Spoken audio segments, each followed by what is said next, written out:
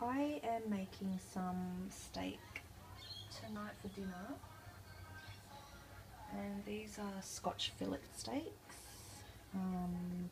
Now the thing with steak is it's best to bring it to room temperature before you cook it, and I've seasoned it quite well with salt and pepper. I'm a pepper freak, so I overload it with pepper.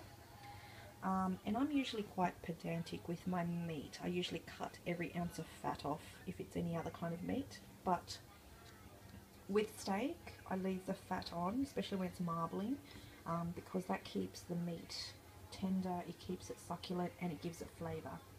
Unfortunately, fat is flavour, but once it cooks, I will eat around it and not eat the fatty bits. So what I'll be doing is cooking these, but I'm having it with some sweet corn and green beans, and I'll be char grilling some asparagus for myself.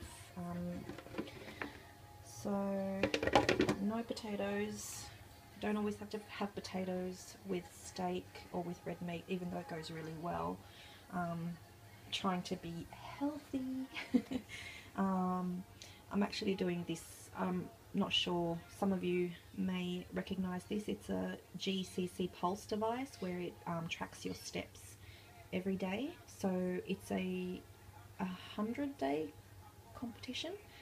So it's a global competition. All companies around the world sign up for it, and they send you out this device, and it's become an extension of me, really. I have it on me all the time. So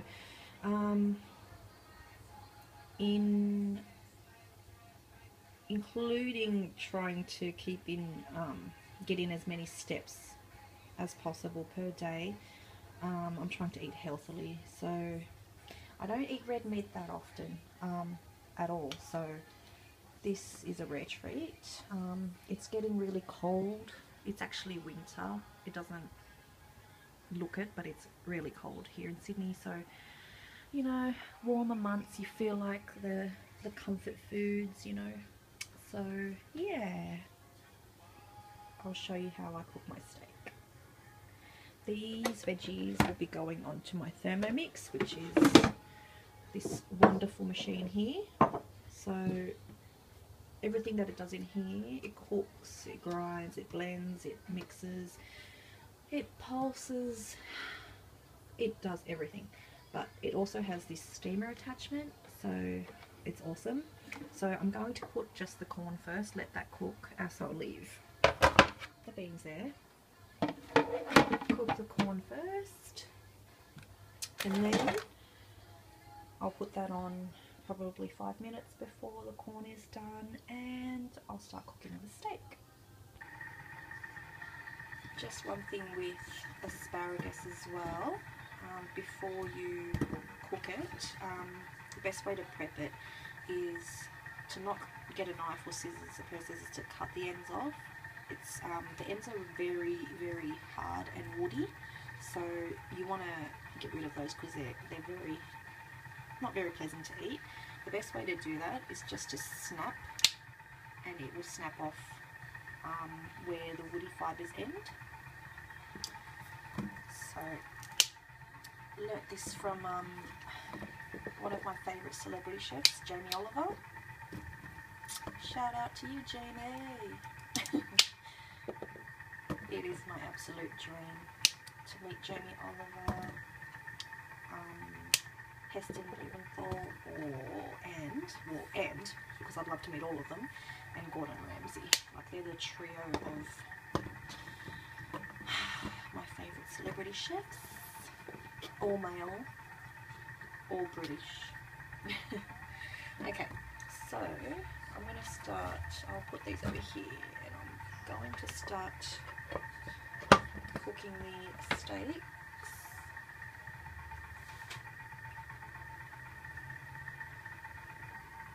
Okay, so I have my, I don't know what it's called, but it's a pan that's made out of stone, so it's meant to keep all the moisture and juices, natural juices of meat and whatever you're cooking in, and it's supposed to cook evenly and it's non-stick. It's pretty good. Like, I love using it. So I've just turned on the heat. I'm going to put some olive oil in to the pan. And just wanted to, I bought this Hello Kitty, not sure what it's called, but you know those Pocky, no, are they called Pocky? Yeah, they're called Pocky.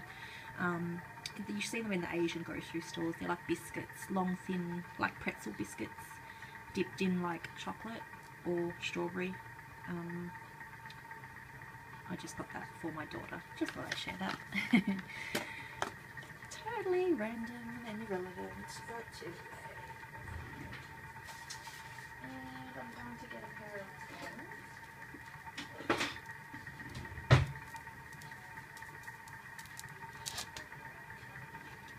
Make sure the pan's very, very hot.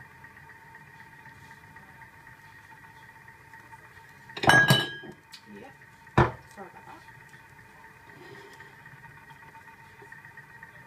Now, this piece is slightly thicker than this piece, so I'm going to put this one in first, just for a little bit longer, because it needs more cooking time.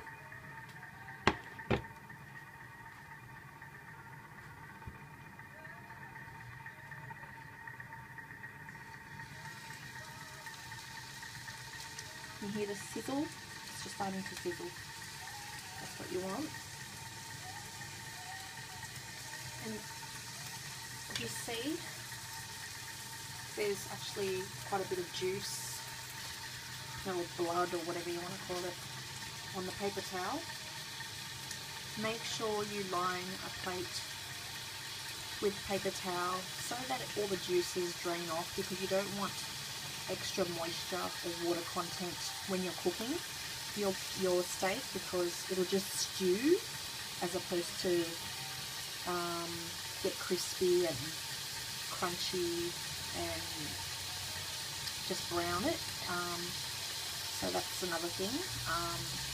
And you want to bring it to room temperature anyway, so while you're waiting for it to come to room temperature, just lay a paper towel down on a plate underneath.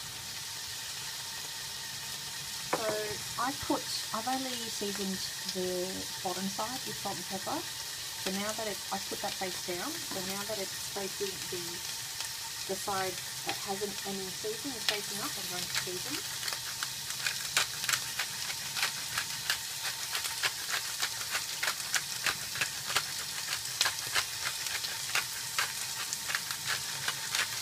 Now this is a mixture of pink Himalayan rock salt and black pepper, so salt and pepper together.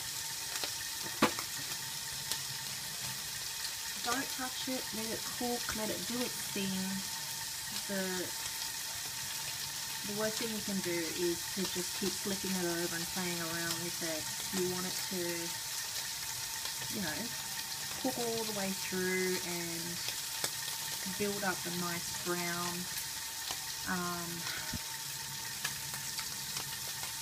I've just gone blank, like a brownness.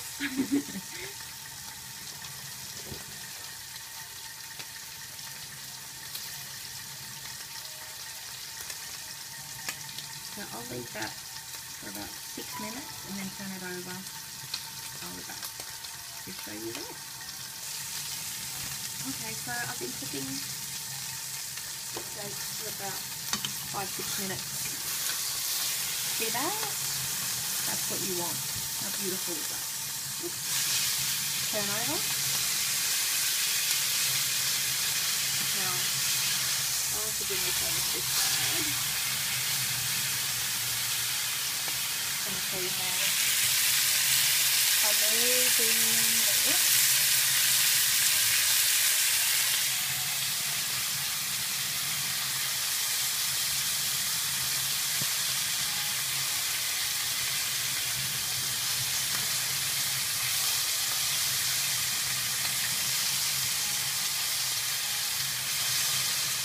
Just cook the other side for about 2 to 3 minutes to get a medium rare. That's how I like my steak. depending on how you like your steak, will vary in the time that it's cooked. So obviously if you like it well done, cook it for another 6 minutes on this side as well. If you like it rare, then just cook it for 1 minute. So I'll show you the finished product when we're all done. And at the end, you can put in, just for more flavour, you can add a little bit of butter and some rosemary or garlic, or rosemary and garlic together. I'm going to skip the butter. So I'm going to add a little bit of garlic at the end, just to infuse into the oil, not to give it an overpowering flavour, just to give it a bit of a hint of garlic.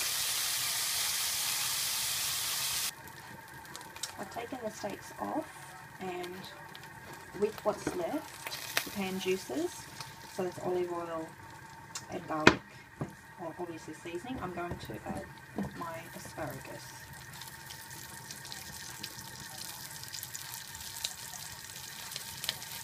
And turn the heat down. And if you could smell how good this smells. It smells amazing. And I'm letting the steaks rest. Always let your meat rest. It just allows the meat to relax, let the muscles soften and get more succulent and loose. Yeah, because when they, when that very hot temperature hits them, they sort of tense up. So that's why you should always rest your meat, in case you didn't know. You learn something new every day. So just the garlic's kind of burning. That's alright. Just want to cook these through.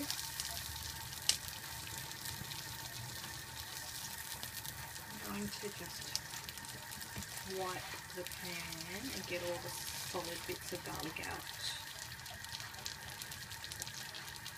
Kids do not try this at home. Get an adult to do this part, please. Okay. I mean, I could have put these into the steamer along with the green beans and corn, but I like my asparagus to be char grilled. Gives it that extra oomph and flavour, smokiness.